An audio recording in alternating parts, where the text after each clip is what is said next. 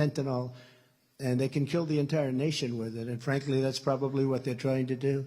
So we had it done, and we had a great thing going, and we had built hundreds of miles of wall. All of the things that we did to make it so good. Stay in Mexico. Nobody even heard of it. Stay in Mexico.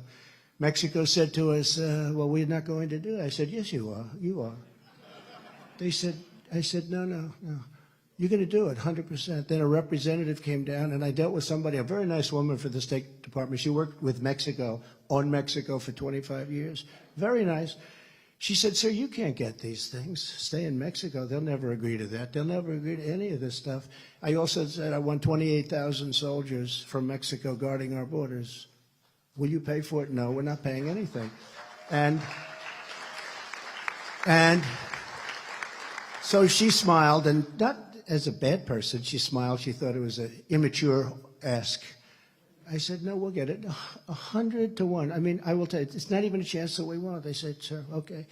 Then the representative from Mexico came into the room. I'll never forget. Nice guy, too, quality guy. And I really like, even though he's a socialist, I really like the president of Mexico. We have a very good friend. In fact, it took him a long time to call up President Biden. It took him a long time. He couldn't, there were many leaders of countries that just couldn't do it. They didn't believe it, actually. Even though we were very tough on many countries. We were tougher on Russia than anybody would have been. As you know, that would have never happened. The horror show that's going on right now would have never happened. But many, many countries felt that way. They just, didn't believe the result.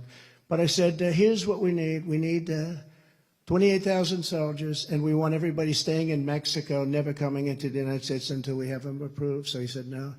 And I said, here's what's happening. If you don't approve it, then we're going to put a tariff on all of the cars that you stole from our country to make in Mexico of 25%, and every product that's made in Mexico is going to have a tariff of 25% on it, which would amount to tens of billions of dollars for the United States.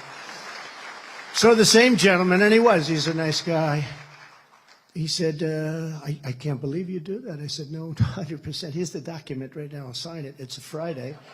And this goes, in effect, this goes on Monday at 8 o'clock in the morning. And I had the document right here, showed him the document. He was a little surprised. He said, may I take 5 minutes and make a call? I wonder who he called.